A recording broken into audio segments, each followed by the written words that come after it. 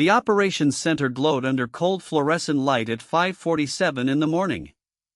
The air was thick with the scent of metal, stale coffee, and something else, a faint, sweet undertone of exhaustion that only those who had been awake too long could recognize. 24 monitors flashed amber warnings in a steady rhythm along the eastern wall. The hum of servers filled the space like a heartbeat, constant and unyielding. Dante stepped through the door in black leather shoes that made no sound on the stone floor. He gave no warning of his arrival. 2 bodyguards followed him at a distance of 5 paces, but he did not need them closer. This was his building, and every corridor inside it he had walked thousands of times across 15 years of rule. At 39, Dante carried the stillness of a man who had learned early that noise was the language of the weak. His charcoal suit was tailored to the millimeter. His face gave nothing away. His dark hair was swept back from a sharp widow's peak, and his eyes, the color of aged whiskey, held the flat, patient watchfulness of a predator. In the underworld of New York, he was the name spoken quietly at dinner tables in 3 languages. The man whose empire moved through shell companies scattered across 3 continents, whose financial network handled sums that most legitimate banks could not process. The unmarked building in Manhattan where he now stood was the heart of that entire network. What happened in this room decided what happened everywhere else. For 3 weeks, something had been wrong. International partners had grown slow to respond. Whispers of an internal leak had begun circulating in the circles that counted. He had come this morning to see the situation with his own eyes, unfiltered, unannounced. He walked past the row of desks where the night shift engineers were finishing their watch. A few of them looked up, recognized him, and dropped their eyes back to their screens with the sudden focus of men who did not want to be noticed. He did not stop at any of their stations. He walked to the center of the room and there, at the central console, he came to a halt. A man sat at that desk. He was young, perhaps 27, with honey-brown hair that had come loose from its tie and fell in soft waves around a face that was all sharp angles and delicate lines. He wore a rumpled gray hoodie that had seen better days, and his head rested on his folded arms. Beside him sat a coffee cup with a cold film across the top, a paper notebook dense with hurried handwriting, and 3 red pens gone dry from use. The monitor in front of him scrolled logs at a speed only the person who had written them could have read. Dante did not read the screen. He did not read the notebook. He saw only one image before him, the man most responsible for the organization's financial nervous system, asleep at the most sensitive station in the building during the most fragile week of the past 3. And then he felt it. The scent hit him like a physical blow. It was faint, barely there, muffled by exhaustion and the industrial air filtration, but unmistakable to an alpha of his caliber, warm, rich vanilla. Beneath it, the clean, sharp undertone of something floral, jasmine, perhaps, or honeysuckle. It was the scent of an omega in distress, pushed beyond every reasonable limit, and it stirred something primal in Dante's chest that he had not felt in years. He crushed it immediately. This was not the time. This was not the place. One of the bodyguards leaned toward him and spoke in a low voice. "That is Julian Ashford, sir. Chief Systems Engineer, 27 years old. He oversees the entire financial network." Dante heard the name but did not turn his head. His gaze moved across the desk and registered each detail without haste, the clouded coffee, the overflowing notebook, the tired hands still resting near the keyboard, the faint sheen of sweat on the back of Julian's neck. He read none of it as evidence of anything but what he had already decided. He had walked into this room with a suspicion, and now, in the shape of a sleeping Omega at the most important desk, he believed he had found its answer. Someone at the top of his technical operation had grown careless, and carelessness at this level was how empires like his ended. His voice cut clean across the humming servers, loud enough for every engineer on the floor to hear. "Wake him up." The bodyguard stepped forward and touched Julian's shoulder with the careful pressure of a man who knew he was waking someone whose sleep had not been chosen.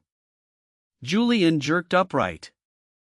His head came up too fast, and for a moment the room tilted around him.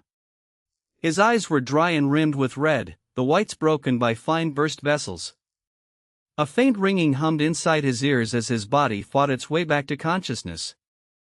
It took him 3 seconds to place himself. He was in the server room. It was daylight now, and a man in a charcoal suit was standing directly in front of his desk. He recognized him instantly, Dante Moretti. The name every engineer in the building spoke only in lowered tones. The alpha whose reputation preceded him like a shadow. He had seen his face over the past 3 years only through video links and the largest quarterly briefings. He had never stood within 3 meters of him, and now, he was so close that Julian could see the fine stitching along the collar of his suit, could smell him, cedar and smoke and something dark and dangerous. That made Julian's instincts war with his exhaustion. Every Omega instinct screamed at him to submit, to lower his eyes, to make himself small. But Julian had spent his entire life refusing to be defined by his designation, and he was not about to start now. A single line of thought crossed his mind, insistent and alive above the fog: the notebook. The notebook. He needs to read the notebook. He pushed himself upright in the chair. His voice came out hoarse but clear enough for the room to hear. "Sir, I need to brief you on the central server. There is something you." Dante did not look at him. His eyes moved across the floor, across the engineers who had turned their heads and were now trying to pretend they had not. In his mind, the arithmetic had already resolved. This Omega was the person most responsible for the financial nervous system of his organization. That system was in the middle of the most delicate 3 weeks in recent memory, and he had been asleep at the most sensitive desk in the building. In this empire, Dante continued, his voice flat and cold, no one is permitted to sleep while holding the responsibility I pay them to hold. Julian tried again. "Sir, I have been." "You were asleep." "That is what I saw." The floor went still. No one spoke. Even the low hum of the servers seemed to withdraw. In the far corner of the room, Bruno Salvato leaned against a support column, his arms loose at his sides, his eyes fixed carefully on a point of the floor 2 meters from Julian's chair. He was Julian's direct supervisor. He was the man who, 3 days ago, had smothered Julian's escalation with a mild smile and the words, "We do not raise alarms without certainty." He understood with perfect clarity that if Julian was permitted to speak now, his name would appear in the story he told. He did not open his mouth. Dante continued without looking at him, "You were operating the financial network during a week in which I have received 3 separate reports of irregularities from partners abroad. You were asleep. I do not need further evidence of how seriously you take this position." Julian looked at him. He could have spoken 30 sentences. He could have explained the attack. He could have named Bruno. He could have described the 48 hours, the intrusion pattern, the sleeping trigger buried in the core cluster. But he had been in this profession long enough to recognize the specific look of a powerful alpha male when his decision had been made before he entered the room. Nothing he said would land. He lowered his hand from where it had been resting on the notebook. He did not argue. He did not reach for the sleeve of Dante's suit. He simply stood back straight and waited for what would come next. Dante turned to the bodyguard beside him. His voice remained flat. He gave the order that would redefine the 15 years he had spent building his empire: take his access badge. Terminate his contract effective immediately. Hand the entire system over to the replacement shift. 3 sentences delivered without half a second between them. The floor turned to stone. Even the servers, which had been humming beneath the conversation, seemed to fall into an obedient hush. The bodyguard stepped closer to Julian, but there was nothing for him to seize. Julian had already lifted his hand to the lanyard at his collar. He unclipped the silver access badge with slow, deliberate movements. His fingers did not tremble. He lowered the badge to the surface of the desk, and it made no sound against the wood. The posture of a man too drained to permit any dramatic gesture. Dante read the motion in his own language. He read it as the quiet surrender of an employee caught in the act. He did not read it as the absolute exhaustion of an Omega who had not closed his eyes across 2 full nights. Bruno Salvato stepped out of the corner and moved toward Dante with an expression of concern packaged with practiced care. "Sir, allow me to supervise the handover personally. The replacement shift will assume control within 10 minutes. Dante gave a short nod without looking at him. In his mind, the matter was closed. He had answered what he took to be the first visible symptom of decay in his empire, and the signal had been broadcast for every eye in the room.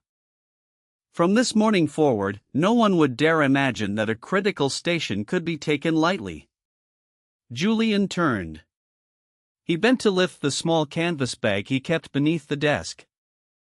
As he straightened, his hand slid inside the bag to steady its contents, and his fingers brushed against something soft that did not belong to the world of the server room, a small stuffed rabbit, old, worn along the seams, a pale blue ribbon around its neck. Leo had pressed the rabbit into his palm 3 nights earlier at the door of their apartment, his serious eyes fixed on his father's face, his voice matter-of-fact. "Take him with you, Papa, so you are not afraid." Julian closed his eyes for half a second. In that fraction of a second, he was not thinking about the job. He was thinking about the school tuition due in 2 weeks. He was thinking about Leo, 6 years old and unusually calm, sitting at the kitchen table with his math sheets under the yellow lamp. He was thinking about the last 48 hours of his life. But there was something larger than the private injustice. He was the only person in this building who understood the sleeping trigger the attackers had planted inside the core cluster. If anyone restarted the central server, every defense he had raised across 2 nights would collapse in 4 seconds. He had to give the warning, not for his dignity, but for the innocent partners who would lose money. He straightened his back. He turned around. He opened his mouth. Dante had already turned as well, ready to leave the room. His bodyguards were opening the aisle in front of him. No one in the room believed Julian had anything left to say. Bruno exhaled quietly from the corner, the tension leaving his shoulders. He believed the danger to himself had passed. Julian drew a breath. He knew he had 1 sentence before the bodyguard would guide him firmly into the corridor. 1. He had to choose correctly. He opened his mouth, fixed his eyes on Dante's retreating back, and spoke the words that every person standing in that room would remember many hours later. "Please, sir, do not restart the central server. If you do, everything will collapse." Dante paused half a step in the middle of the room. He did not turn his head. The sentence entered his ears, and he processed it through the lens already fixed inside him. This was the excuse of an employee just dismissed. An attempt to conjure a story dramatic enough to force him to reconsider. He had seen this move before, in the years of the gang war. He did not turn. He only spoke, and his voice remained flat. "Escort him out." The bodyguard closed his hand around Julian's elbow. There was nothing rough in the gesture, but there was no room for delay in it either. Julian allowed himself to be guided toward the door. But before he crossed the threshold, he stopped one final time. He turned his head and searched the room for the right person. He found him, Daniel Rossi, 26 years old, the youngest engineer on the floor, the only person in this building who had ever wandered over to his desk during a night shift and asked him with genuine curiosity what he was actually working on. Julian fixed his eyes on his. His voice was low but clear enough for the 5 people nearest them to hear. "Do not restart it." 4 words. Daniel nodded without understanding. He did not know why Julian had chosen his face out of the entire room. He did not know that 30 minutes later, those 4 words would ring inside his skull when Marco Bellini gave the opposite order. The bodyguard drew Julian into the corridor. The elevator doors closed behind him. Downstairs, in the lobby, a security officer relieved him of the temporary visitor badge he had been issued after his main lanyard was surrendered. Dante had already returned to his private office upstairs. He did not register Julian's final warning as anything meaningful. In the internal file cabinet of his mind, the morning had been slotted under necessary leadership action. Bruno Salvato walked back to his own desk and sat down with the slow, measured exhale of a man who had just narrowly escaped a fire. For 3 days, he had been quietly praying for precisely this outcome. Julian had been removed before he could bring his concerns directly to Dante, before he could name what Bruno had buried. The threat to his career was gone. No one else in the organization knew what he had done. Below the executive floor, Daniel Rossi lowered himself into his seat. He looked at the monitor in front of him. Logs scrolled past in the calm rhythm of an ordinary morning. The system was operating normally. Julian's forwards sounded in his mind like a distant bell, but he did not understand what he had meant. He decided tentatively that it had been the bitter parting remark of a man just humiliated in front of his peers. The clock on the server room wall reached 6:03. For the next 6 hours, the system would continue to run in perfect calm. After that, everything would break, but no one in the room at this moment knew.